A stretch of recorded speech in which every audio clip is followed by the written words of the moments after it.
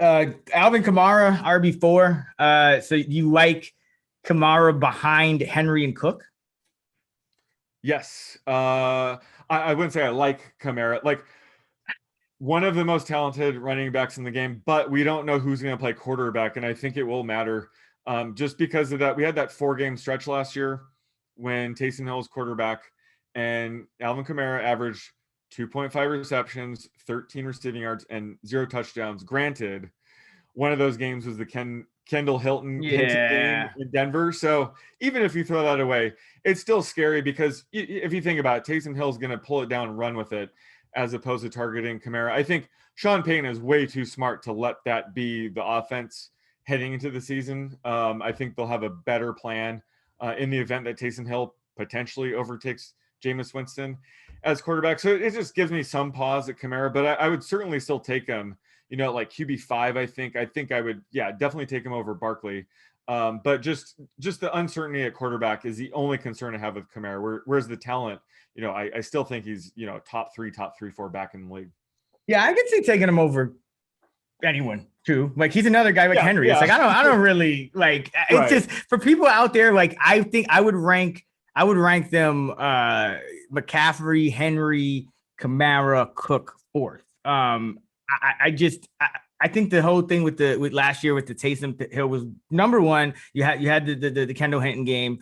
Number two, you had you're taking one of your best wide receivers, your best special teams players, and you're starting him at quarterback. Of course, there's not like a plan to like, you know what I mean? Like it's gonna be totally different. I do think Taysom Hill will make more starts. But I think like we saw the upside. We've seen it over and over. Alvin Kamara is one of the best running backs really of all time. Like we've seen this. I'm with you there. And so it's like, I don't like a 4 or 3, really a 3-game sample size where you had this guy who's like your number 3 receiver and top special team player, like becoming the quarterback. I'm not putting any weight into that sample. I think Kamara is a no-brainer pick. I think the biggest concern is like anything, it's health. Michael Thomas, a wide receiver 9, Tre'Quan Smith, wide receiver 97. What's going on there? Well, Michael Thomas, he played really well at Taysom Hill in the lineup. I'm less worried about him, but the wide receiver 9, that seems a bit rich. I'm not going to fault anybody that takes him there. I took him in the Scott Fish Bowl. He fell to me. No problem with that. But I think Tre'Quan Smith has a ton of upside. So I think he's a great late round flyer, especially if Jameis Winston takes over as start. I'm after your explanation why you think Taysom Hill's going to start more games, but when Jameis Winston's in there, I think it's going to expand a guy like Tre'Quan Smith's route tree quite a bit. He's a vertical runner, so I think he has some sneaky upside. And they lost Emmanuel Sanders and Jared Cook, so targets are wide open in this offense, and I think Tre'Quan Smith is the guy that's going to step in. Now, if someone like you projects Taysom Hill start 10 plus games, I'm a little less interested in Tre'Quan. But again, this is a guy, if you're doing best ball drafts, I stack Tre'Quan Smith with Jameis Winston. I think it's a high upside stack. A lot of uncertainty there, but I think the upside is there. Yeah, I love Tre'Quan there, and I love Trautman at tight end 25. Again, there's just targets to be had, but let's go into the prop. So for the prop, I have Jameis Winston total passing yards, which is essentially total games played. So I have it at 2,500 passing yards. I'm going. I got 2,000 even. This will all happen in the span of 4 games. He'll throw 500 yards each game, and Taysom Hill will start the other.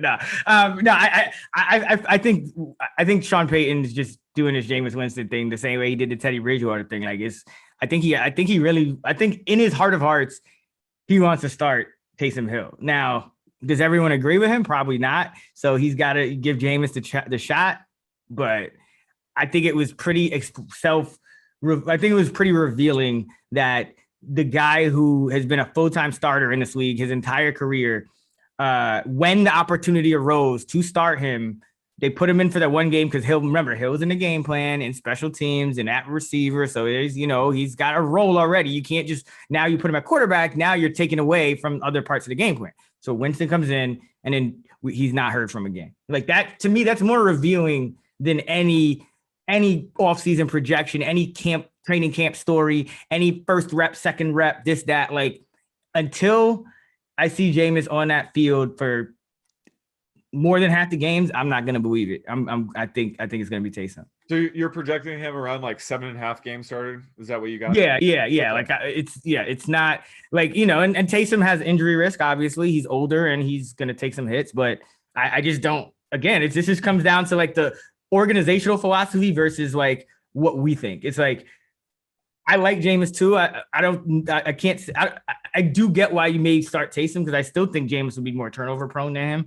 But I think this is all about what Sean Payton thinks, and I think he likes Taysom. Like, he loves Taysom. That's his man. Like, he's like, this is like bigger than like John Elway, Brock Osweiler love. Like, this is like that he loves. This is his man crush of man crushes.